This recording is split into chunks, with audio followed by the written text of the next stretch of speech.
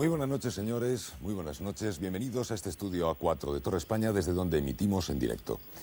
Bien, les proponemos esta noche una tertulia familiar para el reencuentro. Sí, para el reencuentro de personajes que en un momento determinado de su vida y de la nuestra resultaron algo familiar, resultaron algo notable, algo notorio, y que sin embargo después fueron arrinconados por otros personajes y por otros sucesos. Es un reencuentro que nos apetecía, francamente, y que tenemos la esperanza de que a ustedes les interese esta noche.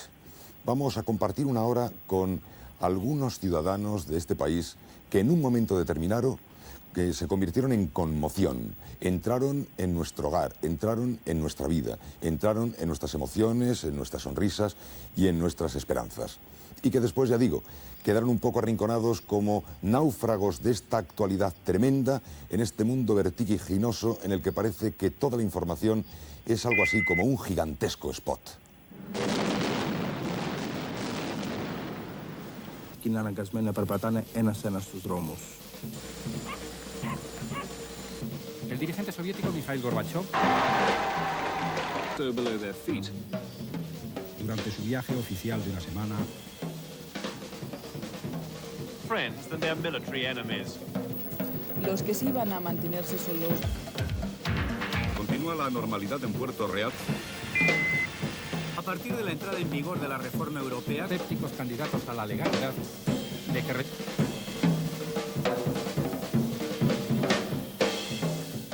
Muchas noticias, demasiadas noticias tal vez, puede ser. ¿Tenemos capacidad de digestión o estamos viviendo casi en estado hipnótico ante tantas cosas como nos ocurren? No lo sé, pero sí sé que nos apetecía de verdad reencontrarnos con personajes, revivir situaciones y ver qué tal están esos viejos amigos de la actualidad. Acompáñenos al 7 de diciembre de 1983. Son las 9 menos 20 de la mañana. Hay una niebla espesa en Madrid. Un Boeing 727 entra en colisión con un DC-9 de Aviaco. Más de 90 muertos. La consternación es enorme en todo el país porque 7 días antes apenas se ha producido otro suceso relacionado con la aviación. Entonces fue noticia don Carlos, que está esta noche con nosotros. Buenas noches, don Carlos. Buenas noches. El piloto, el comandante de aquel avión de Iberia que en un segundo se encontró de repente con otro avión delante. Han pasado 4 años, don Carlos. ¿Ese segundo se puede olvidar? Bueno, no podría medirse realmente si fue un segundo. Fue un periodo de tiempo muy corto.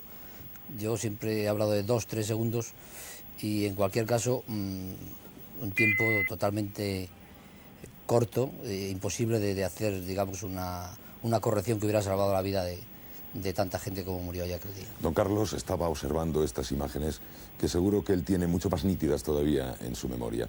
Iba a 200 por hora su avión, estaba a muy poco tiempo, a apenas unos segundos de iniciar el despegue, cuando entre la niebla vio usted los faros del otro avión. Sí, nosotros estábamos haciendo una maniobra normal de despegue dentro de las limitaciones lógicas de la falta de visibilidad y yo efectuaba el despegue físicamente y el resto de la tripulación pues me acompañaba en las comprobaciones instrumentales. Y yo vi inmediatamente en la continuación de las luces blancas centrales de pista en que te permiten mantener la dirección, yo vi aparecer ligeramente a mi izquierda unas luces un poco más grandes, 2 luces, luego pude comprobar, y ligeramente desviadas a mi izquierda, ya digo, e inmediatamente vimos el morro del avión DC-9 de Aviaco. Es decir, fue un periodo muy corto, pero suficiente cuando yo grité esas luces para que los otros, tanto el copiloto como el ingeniero de vuelo, sacaran la cabeza, digamos, son expresiones tal vez un poco aeronáuticas, ¿no?, el argot nuestro. Sacaron la cabeza de sus instrumentos y les dio tiempo a ver, igual que yo, de qué forma chocábamos con aquel DC-9 de Aviaco. Solo recordar que todos los pasajeros de aquel DC-9 perdieron la vida también bastantes de los pasajeros del avión que pilotaba don Carlos, pero muchos se salvaron y dicen que muchos se salvaron por su serenidad. Yo recuerdo como periodista que estábamos todos muy impresionados por su serenidad. Usted tuvo serenidad para salvar 40 vidas, dicen, porque usted mantuvo la calma, dicen. Sí, yo mantuve la calma dentro de lo posible. Lo que ocurre es que esto en aquel momento era una noticia tan tremenda que tengo que decir ahora, después de 3 años y medio, que yo creo que se magnificó la noticia en aquel momento. En realidad, pues digamos que nosotros hicimos una maniobra absolutamente normal dentro de lo que se conoce dentro de la profesión como normal, y que tuvimos la mala suerte de encontrarnos aquel avión allí, que estaba en aquella pista. Naturalmente estaba porque no sabía dónde estaba. Se había perdido en la niebla. Se había perdido en la niebla, y se había perdido en la niebla naturalmente porque no había tenido las suficientes ayudas para llegar al punto de rodaje de la cabecera de pista. Qué paradojas, don Carlos. Ahora, por ejemplo, Barajas está mucho mejor señalizado, ya no se hubiera producido aquel accidente de ninguna manera. Imposible, hoy no hubiera ocurrido jamás, nunca. Un accidente que usted dice que fue más que un accidente aéreo, un accidente de tráfico, porque se produjo casi Sí. en la propia pista de... Yo, como hubo tantas noticias controvertidas en aquel momento, de que si habíamos intentado el despegue o estábamos ya en vuelo, y no fue así. En realidad nosotros el impacto lo sufrimos totalmente con el avión apoyado en el suelo, aunque efectivamente nos faltaban unos segundos, escasos segundos, para iniciar la maniobra de rotación del avión para irnos al aire, ¿no? Pero ya digo, aquella noticia en aquel momento se exageró un poco, es lógico. Estas Bueno, había noticias más de de 90 accidentes de muertos, don aviación, Carlos. que efectivamente son noticias muy serias, pero siempre, lógicamente, pues por lo menos un sector de la prensa, pues tal vez le da excesiva publicidad a este tipo de accidentes, ¿no? Ya digo, yo... Ahí deberíamos seguramente discrepar, pero en fin, no vamos a hablar de esa materia, sino de algunas otras pequeñas escenas para interesarnos después por cómo están las cosas ahora mismo en su vida. Una escena que a mí se me quedó grabada. Cuando usted salta del avión, hay explosiones, la niebla se espesa, hay pánico naturalmente, y hay una muchacha italiana que está arrodillada y que usted contó que no había manera de desplazar de allí. Usted lo intentaba y no había manera. Y sin embargo usted empezó a hablar suavemente al oído de esta muchacha italiana y consiguió levantarla. Estaba usted haciendo gala de una gran serenidad, don Carlos. No, yo no, o sea, no, sí, serenidad seguramente la tuve en aquel momento, pero yo lo que, en un momento determinado, cuando allí ya no salía nadie y era imposible, por supuesto, entrar, pues yo vi que era un peligro ya inminente para los que estábamos fuera. Entonces, pues lo que ordené al resto de la tripulación es que alejaran a la gente de la zona. Y esta chica, pues sí, me acuerdo perfectamente que estaba ya arrodillada gritando, seguramente tenía dentro algún familiar, desgraciadamente. Y yo no tenía fuerza ninguna para moverla, ¿no? Ella no podía ni moverla, estaba de rodillas. Y entonces, sí, eso lo recuerdo, lo he comentado alguna vez. Y sí, efectivamente, la hablé, no sé ni en qué idioma, Ni qué pero le dijo. yo hablé con ella, suavemente procuré decirla, sobre todo, que era inútil estar allí, que corríamos un serio peligro y que ya nadie iba a salir de aquel avión. Escenas tremendas que, como decimos, conserva el vídeo, pero no puede conservarlas de ninguna manera como usted las debe conservar seguramente en su memoria. Pero ha pasado el tiempo. Muy poco después usted volvió a volar. Demostraba que tuvo entereza aquel día y que la seguía teniendo. Toda la tripulación volvió a volar, salvo una azafata que decidió abandonar ese trabajo. Y en su casa, tal vez su mujer, sus hijos, reaccionaron igual que usted. ¿Lo superaron como parece haberlo superado usted? ¿O forma parte de uno de esos tremendos sucesos que ya viven con usted en su familia? Sí, efectivamente ha sido un tremendo suceso, pero no, dentro de mi familia, pues también, gracias a Dios, hemos tenido normalidad después. El chico mayor quiere ser piloto, ¿verdad? Sí. Y usted está encantado de que lo sea. Bueno, yo encantado, sí, en cierta forma sí, lo que ocurre, yo quiero que él haga lo que verdaderamente le gusta y sobre todo lo que haga, que lo haga bien. Le encontramos muy bien y estamos seguros de que los espectadores están ahora diciendo, ah, sí, ya me acuerdo. Fíjese usted, y están en este momento diciendo, pues le veo estupendamente, tan sereno también, con un hijo que quiere ser piloto. Su mujer también estupendamente. No es un tema que comenten en casa. No, normalmente no, algo que alguna vez con algún amigo pues sale en la conversación o alguien que te pregunta. Es curioso porque mucha gente a veces antes de hacerme una pregunta, siempre me hacen observar, dicen, oye, perdona, esto a lo mejor a ti no te gusta que hablemos de este tema porque puedes estar un poquito todavía influenciado, tal. Digo, no, todo lo contrario, desde el primer momento lo que he pretendido es que cuanto más se hable, mejor. Creo que es una terapia fundamental para superar cualquier tipo de trauma así, pues el hablar, cuanto más, mejor. Y lo que antes hemos comentado, el volver a volar, cuanto antes mejor, naturalmente. Sí, un mes después apenas, don Carlos volvió a volar. 21 días. Y cuando pasa por esa misma posición, con su avión en el momento de iniciar el despegue, ¿le palpita, le late un poco más fuerte el corazón? No, ya no. Normalmente, en alguna oportunidad al principio sí sientes una cierta impresión al cruzar allí, pero realmente hoy ya no, porque como vas, estás, digamos, ya dedicado con atención a lo que estás haciendo, al trabajo, pues no, además no conduce a nada. Muchas gracias, don Carlos, por estar con nosotros aquí esta noche, y nos agrada también que haya conocido a estos otros personajes de ciertos momentos de nuestra vida, que también seguramente fueron algunos de ellos personajes en algún momento de la vida de usted. Porque un año después aproximadamente de este suceso, el día 1 de enero de 1985, Televisión Española ofreció, después del concierto de Año Nuevo desde Viena y después del concurso de saltos de Garnich, como todos los años, una película que se llamaba Caravana de Mujeres. Esta película estaba siendo vista también en un pequeño pueblo aragonés donde no había muchas mujeres y donde solo había 10 niños. Y los mozos se reunieron y dijeron, ¿y por qué no hacemos nosotros lo que han hecho aquí en la película Caravana de Mujeres? Y ni cortos ni perezosos pusieron en un periódico este anuncio. Se necesitan mujeres entre 20 y 40 años con fines matrimoniales para pueblo del Pirineo aragonés. Se atiende de 20 a 22 horas. Nevaba aquellos días en el pueblo, empezaron a llegar las caravanas y antes también, antes de las caravanas de mujeres, las llamadas telefónicas. Bueno, entonces tú, ¿con qué interés llamas? ¿Solo por curiosidad o querrías apuntarte? No, la verdad que aquí es difícil el poder entrar en comunicación con una mujer, ¿no? Porque no la hay. Entonces, es una oportunidad de poder de que salga una relación de todo esto para mucha gente y para todos nosotros, ¿no?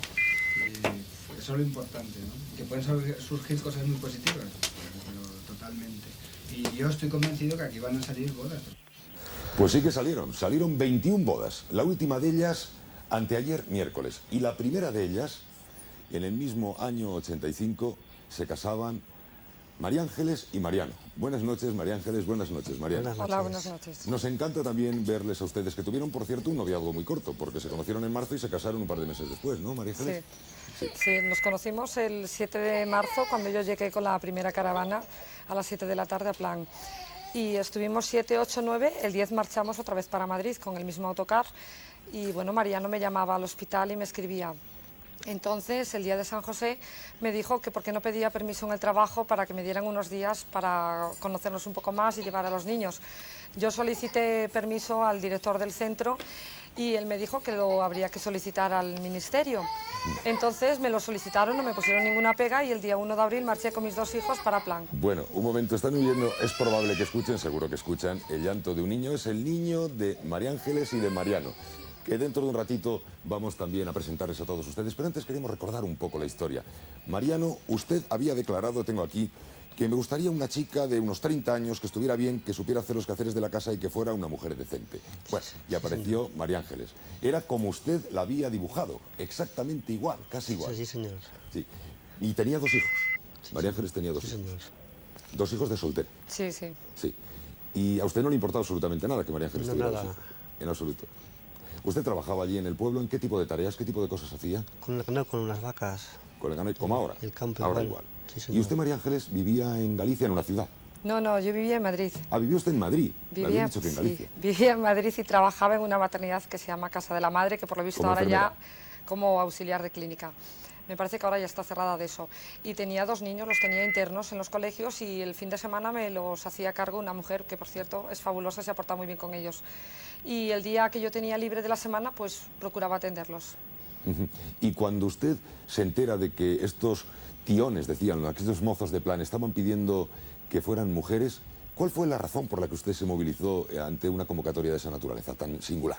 Bueno, tenía 2 compañeras en la maternidad, muy buenas personas, Nieves y Conchita, y me animaron muchísimo. Me dijeron, oye, María Ángeles, ¿por qué no escribes? No sé qué. Y dije yo, bueno, digo, por escribir puede, digo, pero me parece a mí que una madre soltera con 2 hijos, digo, es muy difícil de que la acepte hoy un hombre. Y me decidí a escribirle al cura. De Plan, dije, la mejor forma de recibir una carta es directamente al cura. Entonces le explicaba un poco mi vida, lo que ganaba, dónde trabajaba, la edad que tenía, mis hijos y todo. Y le decía que si él conocía en el pueblo algún hombre bueno, que no tuviese más de 40 años y que me aceptase con los 2 niños. Tenía 37. A usted se lo dijo el cura y a usted le pareció muy bien. Sí, señor. Yo enseguida tiene por teléfono y le escribo enseguida. Sí. Cuando se conocieron, ¿se gustaron de inmediato, Mariano? Inmediatamente. ¿También, María Ángeles? Sí, sí, sí. Enseguida, un noviazgo fulminante y una vida. Y usted que vivía en una gran ciudad, María Ángeles, se va a vivir a un pequeño pueblo de unos pocos cientos de habitantes. Sí. ¿Y qué está haciendo usted ahora? ¿Se ha adaptado bien?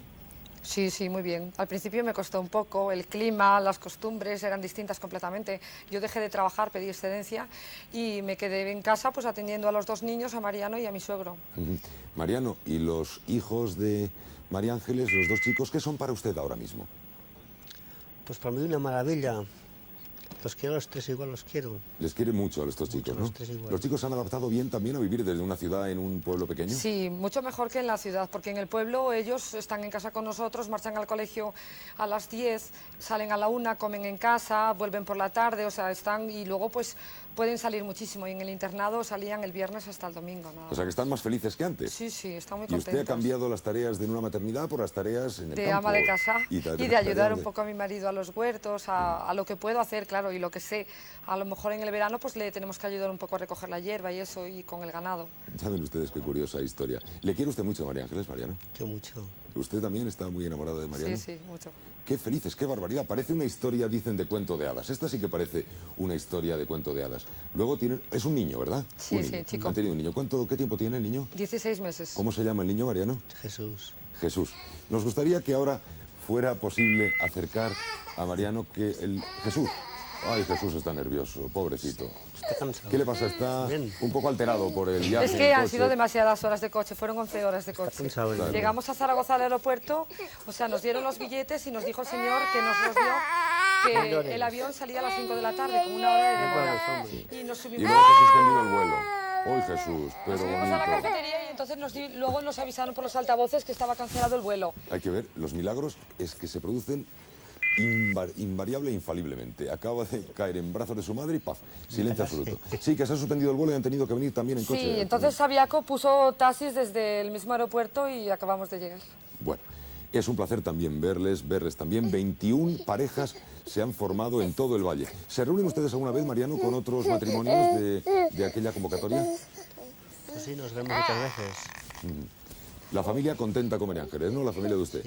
Sí. Y la familia de usted contenta con Mariano. Sí, sí, muy contenta. Todos contentos con Ayer Jesús. hablé con mi abuela y le dije que pusiera en la televisión, que quería que me viera. Pues ya Está ven muy ustedes. contenta. Esto sí que nos parece un verdadero cuento de hadas, una historia que en su momento hizo sonreír, primero. Después hizo que muchos pensaran que podía tener aquello una especie de ribete más o menos frívolo. Y ya ven ustedes que ha pasado el tiempo y en este programa del reencuentro nos damos de bruces con Mariano, con María Ángeles, con Jesús, que está muy nervioso y que ahora empieza ya a familiarizarse con el plato.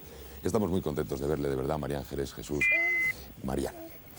¿Recuerdan ustedes otro acontecimiento que no tiene, por desgracia, nada que ver con el anterior? Situémonos. 31 de diciembre del año 1986. Son las 5:30 de la tarde en Puerto Rico. En España las 11:30 de la noche. Faltan 30 minutos apenas para que suenen las campanadas del Año Nuevo. Y en un hotel, el Hotel Dupont Plaza de San Juan de Puerto Rico, alguien, porque fue intencionado, provoca un incendio. Un incendio pavoroso. Mueren más de 90 personas también. Pero entre los huéspedes de aquel hotel, una familia española. La familia de Don Ángel. Don Ángel, buenas noches. Está usted viendo también las imágenes seguramente inolvidables de aquel tremendo suceso intencionado en el que perdieron la vida 90 y tantas personas. ¿Y ha visto usted esa azotea en el piso 22, en el que usted estuvo cuánto tiempo, Don Ángel? 2 horas y media. 2 horas y media en la azotea. ¿Y no estaba usted precisamente solo en aquella azotea? No, estábamos de vacaciones con la familia y éramos 8. 8 miembros de la familia. 8 miembros de la familia. 4 hijos, un yerno, una nuera, una cuñada y un chiquito de 7 años, al cual yo me aferré cuando se inició la alarma para subir a la azotea y lo arrastré entre el humo por la escalera de escape. Subieron ustedes los primeros porque su hija había salido, vio humo, les avisó, subieron al piso 22 a la azotea. La verdad es que quien nos salvó fue nuestra hija Paloma, porque estaba esperándola una amiga, ella tenía otros planes, estaba esperándola una amiga en el vestíbulo del hotel.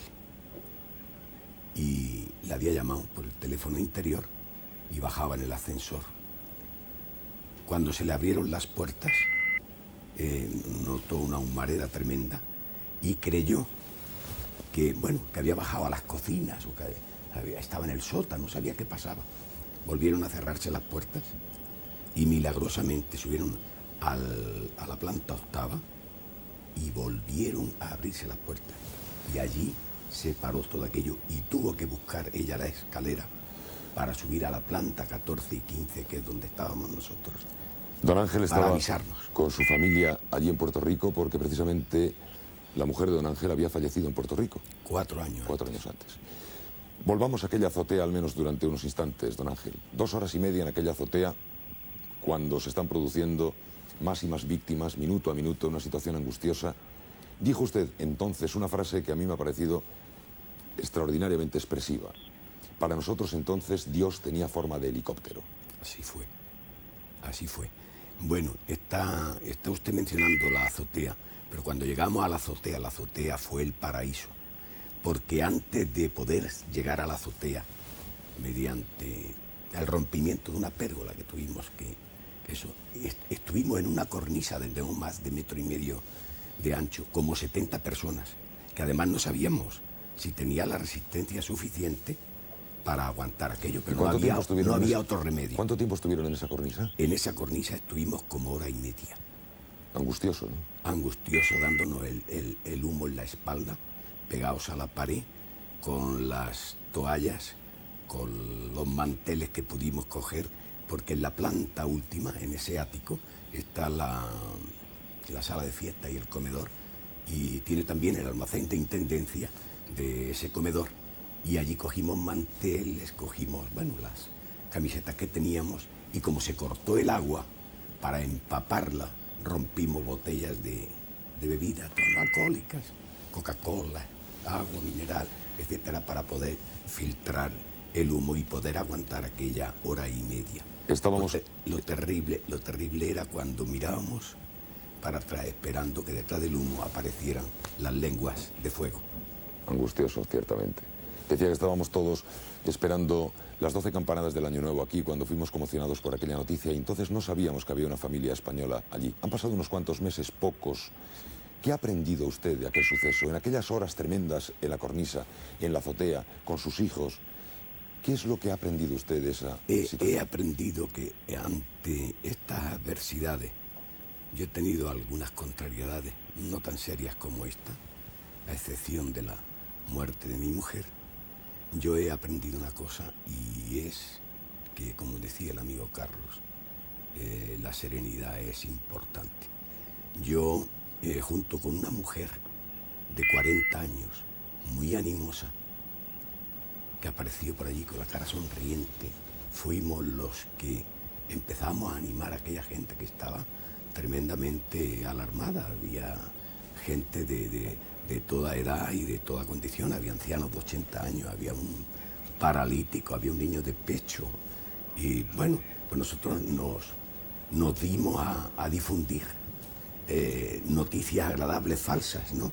Como asomarnos a la cornisa y decir que bueno, que ya estaban allí los bomberos que habían llegado de Miami, no sé qué equipo, animando, que ya estaban, pero y esto sujetó mucho eso. Hubo una cosa que ya la conté aquí y por favor, que eso no fue una imprudencia tremenda. Hubo alguien, quizás con muy buena voluntad, hubo alguien que nos recomendó, habíamos como 70, rezar. Y digo que es una imprudencia, porque de verdad los creyentes, bueno, no necesitaban esa recomendación, ellos ya lo estaban haciendo, yo también, yo entre ellos, pero para los no creyentes aquello era un aviso tremendo de que estaban llegando, por favor. Los últimos momentos. Era tremendo. Don Ángel, estamos pero también... felizmente, Iñaki, felizmente, llegó ese helicóptero. Dios en forma de ese helicóptero, que no pudo posarse. Nos izaron con una cesta y luego como 2 horas la operación nos dejaron en la playa Allí encontramos a nuestros queridísimos amigos que estaban presenciando el tremendo siniestro por televisión, y nos lo encontramos, que nos estaban esperando, nos llevaron a su casa. Y he recordado lo del amigo Carlos, lo de la terapia, que inmediatamente hay que reaccionar bien. Y entonces, ¿qué es lo que hicimos? Nos tenían preparada una fiesta en su casa, en las afueras de San Juan, en un pueblito a 30 kilómetros encima de una colina, una fiesta preciosa. Tenían avisado a una orquesta y la suspendieron. Y yo llegué allí y yo pensé que ¿qué íbamos a hacer? Teníamos la tragedia en los huesos. Y bueno, dijimos que no, que había que era eso. Y se reanudó la fiesta. Y así pudimos hacer esta terapia. Gracias, don Ángel. Es un verdadero placer poder comentarlo así ahora, en familia, serena, sosegadamente, aunque no nos cuesta nada imaginar toda la densidad de la emoción, de los recuerdos, de la tensión vivida y de lo que tal vez, convertido en pesadillas, pues anda y andará durante mucho tiempo rondando. Pero ustedes recuerdan muy bien a don Ángel y seguro que, como nosotros, han sentido un especial placer al volverlo a encontrar esta noche. Dentro de un momento, dentro de 5 minutos, continuamos nuestra tertulia en familia.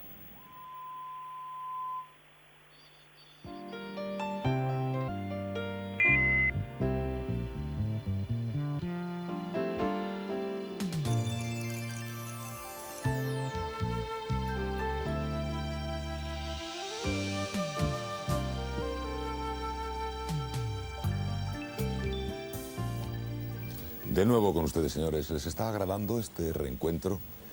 Volvamos con la imaginación al día 26 de junio del año 1982. Muy cerca de la plaza Aralar, en Rentería, Guipúzcoa, a las 12 del mediodía, un muchacho de 10 años que regresaba de casa de su abuela, no se sabe si golpea o no un paquete o coincide con el estallido de un paquete bomba. Apenas unas horas después, asistimos a través de la televisión al espectáculo del lugar de los hechos y a un parte médico escalofriante. Shock traumático e hipovolémico, amputación traumática de pierna izquierda, gran herida contusa en muslo izquierdo con pérdida de sustancia, herida contusa en rodilla derecha, fractura metafisaria inferior en tibia derecha, heridas contusas en cara, tórax y abdomen, escal de pene y escroto, estallido del testículo izquierdo, estallido del globo ocular derecho, perforación de globo ocular izquierdo, pronóstico final, estado crítico. Cuando escuchábamos esto, todos sentíamos una tremenda indignación y una fortísima conmoción. Por eso nos produce especial satisfacción volver a encontrar ahora, 5 años después, a Alberto Muñagorri, un chaval de 15 años, así de alto, así de grande y fenomenal. Estás fenomenal, Alberto. Te encuentras muy bien, ¿no? Sí, bastante bien. Te encuentras bien. Oye, Alberto, ¿perdiste una pierna? Sí. Pero me han dicho que eso no te está impidiendo practicar muchos deportes, incluso el ciclismo. No, pues todos los días que puedo, pues con los amigos solemos salir a andar en bici y bien, no me impide nada. Y nadar también, vas a la Concha a nadar, ¿no? Sí. ¿Te gusta nadar? Sí. ¿Y no te acompleja lo del problema de la pierna? No, porque si te acomplejaría, pues no sé, la playa como a mí me gusta mucho, pues no sé, si no piensa lo que piensa la gente, pues dices, ¿para qué me voy a quedar yo un verano sin ir a la playa por lo que diga la gente? Pues claro, haces fenomenal, Entonces claro. Sé que... Alberto, durante un tiempo todo el mundo estuvo pendiente de ti y luego, como decíamos, la feroz, devoradora velocidad de la actualidad nos hizo no saber de ti. ¿Qué estás estudiando, Alberto? Bueno, ahora estoy estudiando primero formación profesional, lo voy a terminar dentro de 2 semanas y luego ya el próximo año pues cogeré la rama de administrativo. Administrativo. ¿Quieres ser administrativo? Sí. ¿Tienes ya una idea clara de qué tipo de trabajo te gustaría desarrollar? No sé, pues ahora como están los tiempos, lo que toque. Ah, lo ves difícil, cualquier cosilla, ¿no? Lo que caiga. Oye, me han dicho que hay una chavala por ahí que se llama Maripaz que te gusta, ¿es verdad? Bueno, no, somos amigos. No, solo amigos, ¿no? En realidad todos somos amigos, así que no es ni que me guste nada. ¿Tienes buenos amigos? Sí. ¿Estás contento en general? Sí. Bien, ¿te van los estudios medio bien? Bueno, intentamos que vaya bien. Sí. Me han dicho que tú has superado muy bien aquel tremendo suceso. Tal vez en tu familia, tu abuela me decía, que en tu familia, sin embargo, tus padres y tus hermanos mayores han tardado más o les ha costado más superarlo, ¿no? Sí, bueno, ellos los han recordado más, ¿no? Entonces, el problema al tenerlo yo lo intento superar más rápidamente que los demás, ¿no? ¿Sentiste tú la solidaridad de la gente cuando Arconada te llevó un balón, los jugadores del equipo de fútbol de la Selección Mundial 82, toda la gente estaba pendiente de ti? ¿Tú sentías aquella solidaridad alrededor de tu caso? Sí, eso te ayuda mucho, ¿no? a superar el problema, porque ves cómo se vuelca la gente en ti y te ayuda, ¿no? Y luego todo eso se pasa, y eres un chico normal que vive su vida normal, o no es tan normal porque la gente te reconoce y en cierto sentido te recuerda permanentemente aquel día. No, al tiempo la gente, bueno, pues se olvida de un modo de ti, ¿no? Pero en cuanto igual sales en un periódico o algo, pues la gente ya vuelve a recordar durante un mes, ¿no? Entonces ya no eres una persona así, como se dice, normal, ¿no? Sino que ya eres un poco, resaltas un poco, pero luego ya vuelve pues, a la normalidad. No quisiéramos que esta comparecencia tuya en televisión volviera a producir ese efecto. Queríamos interesarnos por ti porque nos parece que los personajes importan, pero importan más las personas. Ya como personaje todo ha quedado atrás, pero como persona queríamos saber de ti. Te vemos fenomenal, lleno de ilusiones y bastante animado. Aunque miras un poquito serio, estás un poco incómodo aquí en la tele. ¿No te ha gustado que te hayamos llamado? Bueno, por una parte, no, porque luego con los amigos y todo eso pues te tratan de un modo diferente, ¿no? Entonces yo pues prefiero que me te traten de un modo normal, ¿no? Pero no sé, pienso que saliendo en la tele o en los medios de comunicación pues puedes ayudar a otras personas, ¿no? ¿En qué sentido puedes ayudar a otras personas? Pues no, el ver cómo yo lo he superado, pues igual chavales o personas mayores que tienen igual un problema menor que el mío, pues no sé, de una manera les ayuda como a mí me ha ayudado a otros chavales. Has tenido que luchar, has tenido momentos de falta de ánimo en estos años. Sí, bueno, esos momentos siempre los he intentado superar, ¿no? Pero siempre ha habido algunos momentos. Un poco de pinchazo, de bajonazo, ¿no?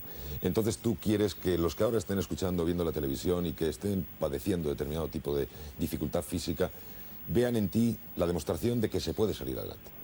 Sí, que no hay que quedarse, yo les diría que no hay que quedarse ahí, ¿no? A un rincón, sino hay que echarle cara al asunto y pelear. Ya ven ustedes, 5 años después, aquel muchacho muchacho de 10 años entonces, cuya historia nos sacudió como un verdadero latigazo, llega a la televisión a trasladar un mensaje de esta naturaleza, un mensaje de fortaleza y de esperanza. Nos alegra verte también, Alberto. Vale. Un abrazo muy grande. Ya ven ustedes hasta qué punto un muchacho estuvo a punto de perder la vida por la locura de los hombres, y aquí a nuestro lado hay otro muchacho que salvó la vida por la solidaridad de los hombres. Que cada cual extraiga su propia lección. Pero sitúense con nosotros en el mes de marzo del año pasado y asistan al apresuramiento de estos hombres que bajan de una avioneta con una caja en la que viaja el corazón de una niña que se llama Mari Carmen y que va a ser trasplantado a un chaval de 12 años.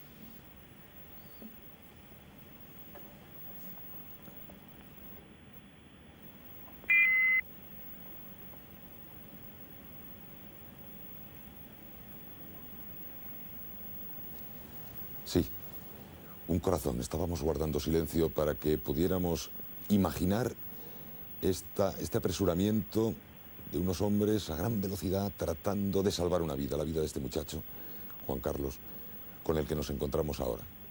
Te hace emoción, supongo, ver a esos hombres que no conoces de nada corriendo a todo correr porque un segundo es decisivo. Sí, me hace emoción verlos ahí corriendo por salvarme la vida. Bien, Juan Carlos es un chaval de un pueblo de Cáceres que desde muy pequeñitos, de los 4 años, había estado siempre malito, una operación, otra operación, otra operación, hasta que finalmente se produjo la gran noticia médica. 2 trasplantes, un trasplante de corazón y un trasplante de hígado en apenas unos cuantos días. ¿Recuerdas bien aquellos días del año pasado? Sí, lo recuerdo bien. ¿Qué sentías tú en aquel momento? ¿Sabías que te la estabas jugando en ese instante?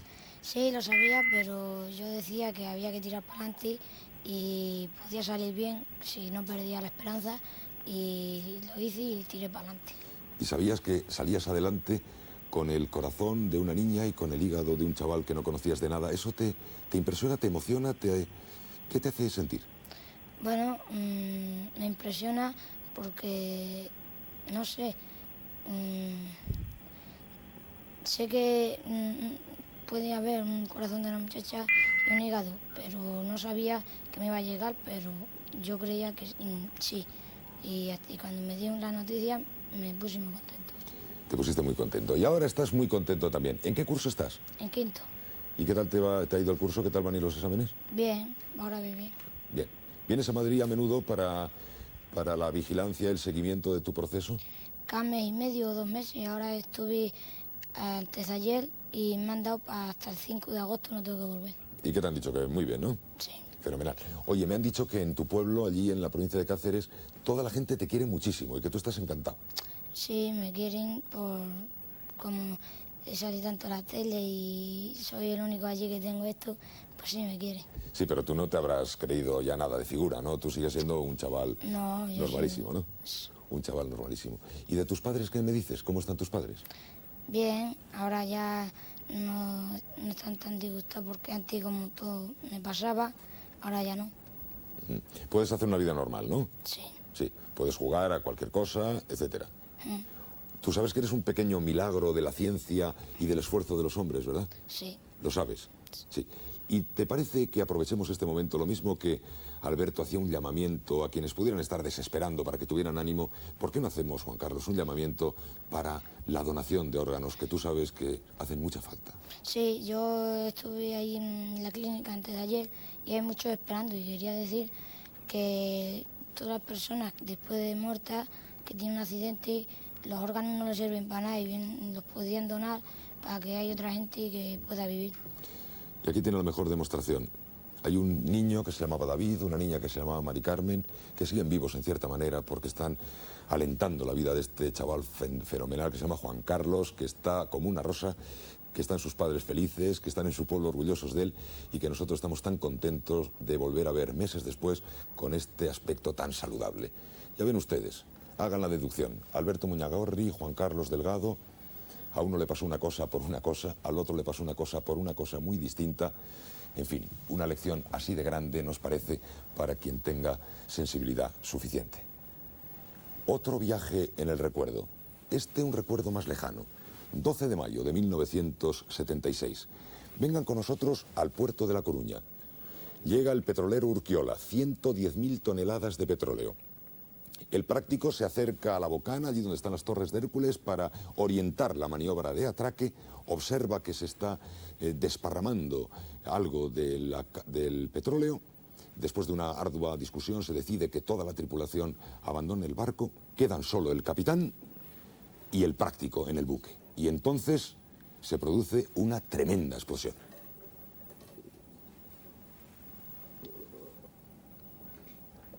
Una explosión colosal, en efecto, cuando en el barco solo había 2 hombres.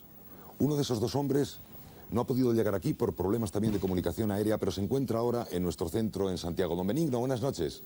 Buenas noches. Una tremenda explosión, decía, cuando estaban Sí. solamente el capitán y usted. Sí, buenas noches, Iñaki. En primer lugar, lamento no tener presencia física en el programa, pero como tú sabes, los duendecillos del infortunio no lo permitieron. Bueno, no importa, está usted ahí, don Benigno, y puede evocar siquiera brevemente aquel momento en el que, estando el capitán y usted solos en el barco, y había desalojado el barco, la tripulación, se produce una explosión impresionante, ¿no? Sí, exactamente, sí.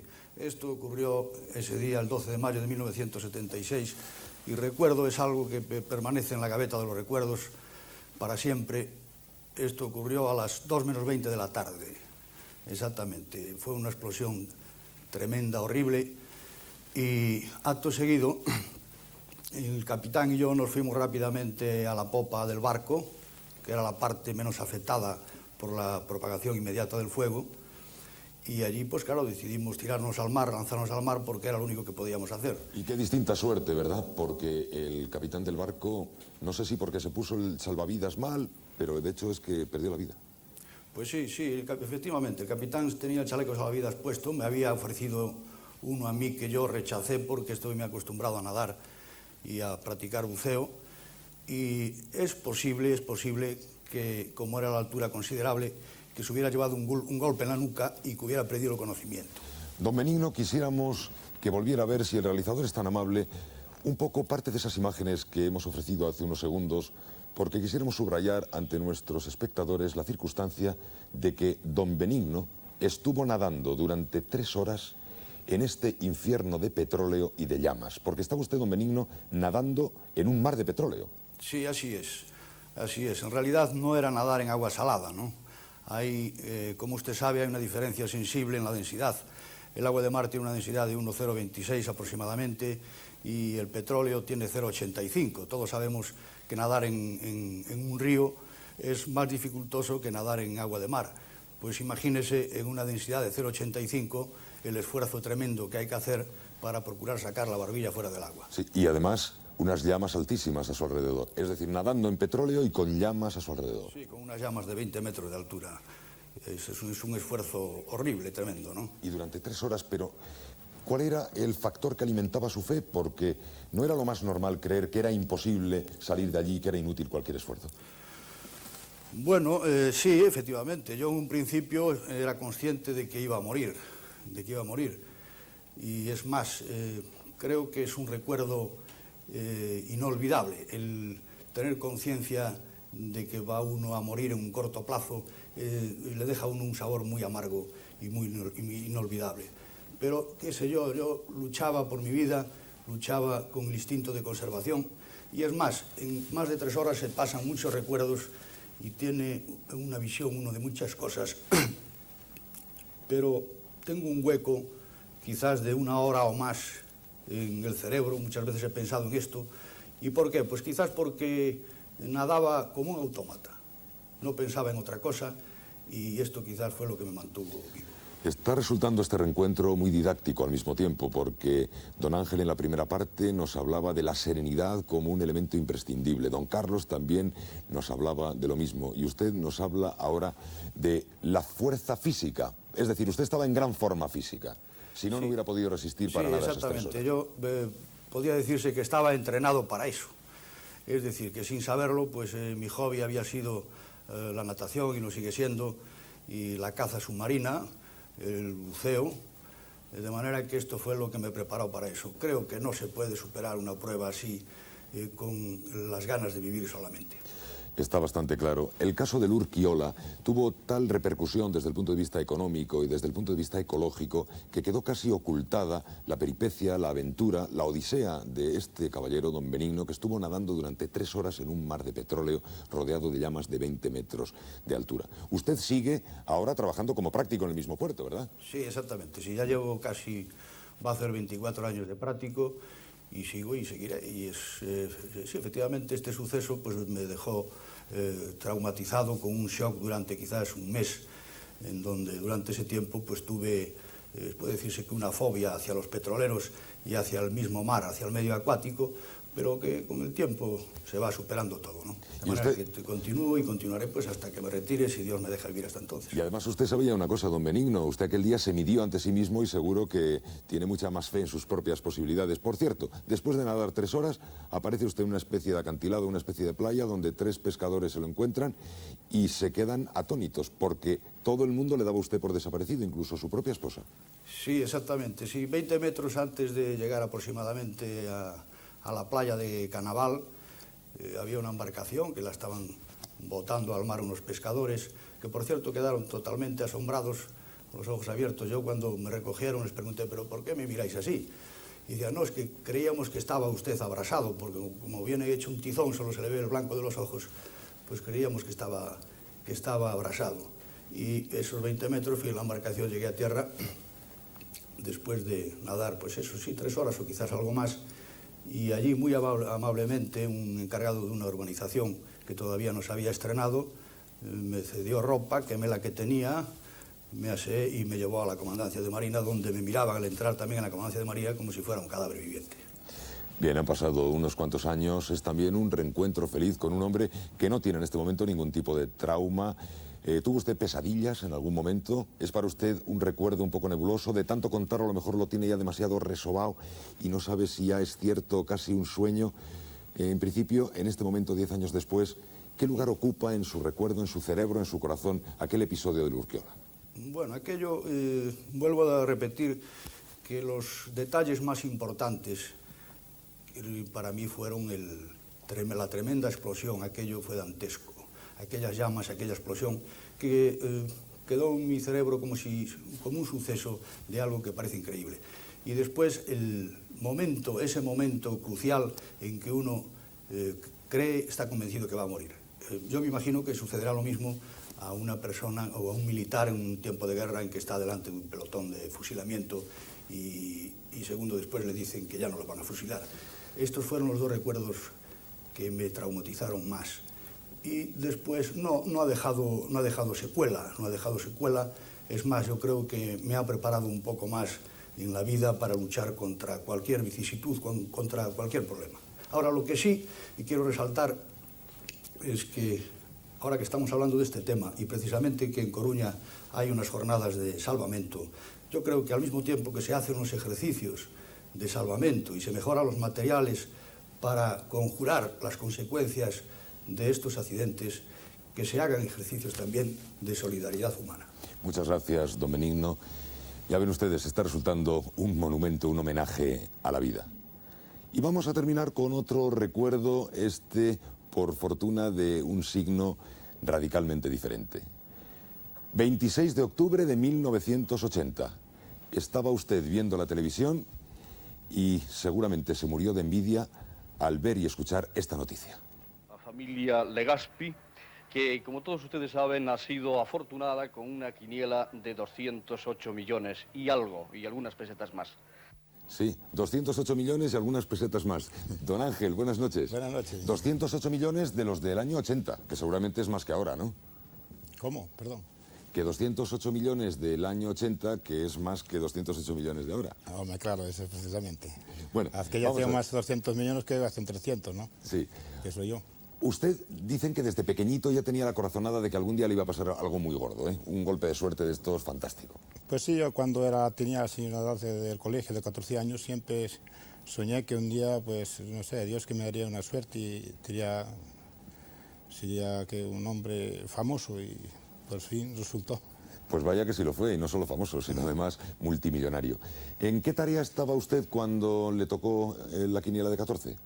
Pues precisamente venía de hacer un viaje a un señor allá de un pueblecito que se llama Friol, un transporte con un camión que tenía pequeñito, que me ganaba la vida con él porque ya estaba terminando el paro.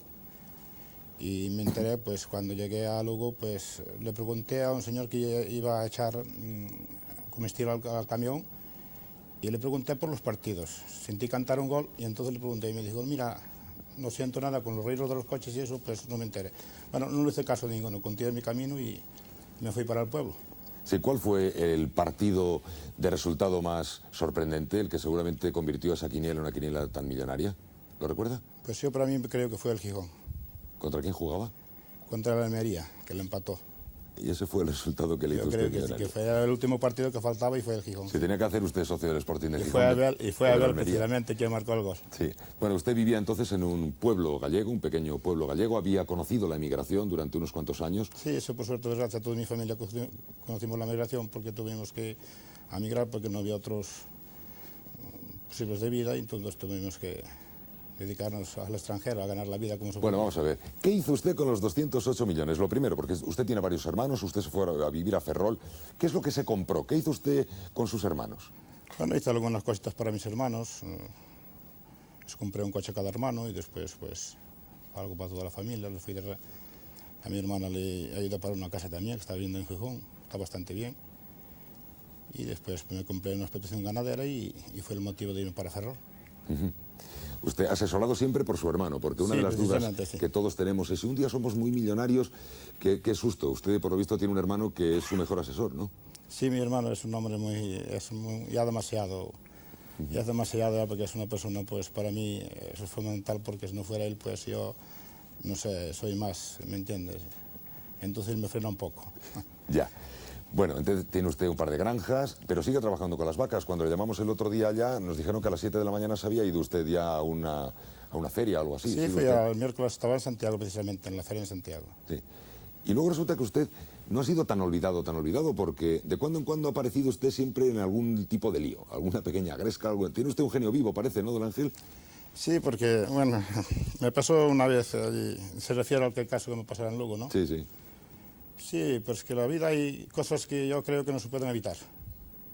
Suceden cosas que es que, por ejemplo, este muchacho le pegó a la bolsa de la basura, pues le pegó una patada y había ahí una bomba, ¿entiende? Yo estaba precisamente en el bar de la policía, tengo allí un amigo que es teniente, precisamente el teniente es una excelente persona, Porque si un policía pues que tiene también... Bueno, pero no nos interesa mucho esa anécdota, si solo era para recordar que usted tenía un genio muy vivo y que ha tenido varios rifirrafes. Sí, no, tuve una discusión con un policía, pero con eso no tengo con ninguno. Quiero decir que somos amigos, bueno, no tengo nada contra la policía, quiero decir que me pasó ese follón porque... Bueno, no, pero si lo que queremos saber sobre todo, don Ángel, 8 años después, 7 años después, si el dinero da la felicidad, ¿le ha dado usted la felicidad? ¿Qué le ha dado usted el dinero? Sí, el dinero sí, pues no ayuda, da la felicidad y ayuda mucho, sí. Si no das dinero yo creo que no se puede hacer nada. Sí. Porque si un hombre está enfermo, ya está enfermo, pero si está sano, pues tiene dinero, pues yo creo que tiene todo. ¿Y ha encontrado muchos amigos nuevos por ser millonario? ¿Le han aparecido muchos amigos nuevos a sablearle? No, yo no, porque allí en el pueblo sí, ya me conocían antes donde nací yo, allí en el pueblecito aquel, y tengo los amigos casi de siempre. Algunos, pues, en los bancos ya, pues, alguno cuando metí el dinero en el banco, pues, tenías cosas de director, la gente más, conozco mucho más gente, claro. Pero la gente que tenía antes la respeto mucho y le quiero mucho y le ayudo lo que puedo también. Ya, pero le queda a usted dinero, ¿no? Porque también se dice que cuando le toca mucho dinero a alguien que no está muy habituado a tenerlo, se arruina a toda velocidad, ¿es lo que se dice? Deber no debo, pero dinero, no sé si ya eso consta de mi hermano, que quien lleva todo es él. Pero no le quedan 208 millones. ¿Tiene menos? Eso es mucha cantidad para ahora, ¿no? Sí. He empleado mucho dinero, he dado puestos de trabajo y ya sabe usted. Y compré mucha maquinaria también y compré muchas tierras y eso, pues el dinero se va. Y a la hacienda también te casca mucho. Y se hizo usted, bueno, estamos en los días claves además, y se hizo usted súper famoso. Sigue siendo, además de por millonario, por popular, muy famoso en su pueblo y en Ferrol y por ahí. No, y precisamente hasta en el extranjero, fue en Colombia mismo, salí en la televisión en Colombia, estuve allí hablando con la radio, en la televisión, en Japón también, y bueno, no sé por qué, pero famoso no, pero la gente no, pues he viajado también mucho y conozco bastante gente por ahí. Bueno, nos alegra también mucho verle a usted también, don Ángel, no sabemos cómo irá de dinero, pero desde luego parece que ha montado usted muy bien su vida.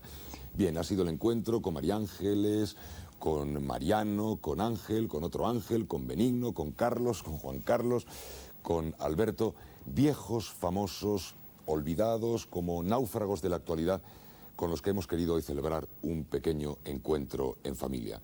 Nos gustaría que el próximo viernes volvieran con nosotros, pero les queremos adelantar una cosa. Mañana en Informe Semanal, ¿recuerdan ustedes el caso del niño de Somosierra que se perdió y que había una enorme duda, un extenso mar de dudas? Mañana en Informe Semanal nos dicen que se va a revelar una posibilidad, una hipótesis que puede resultar muy interesante.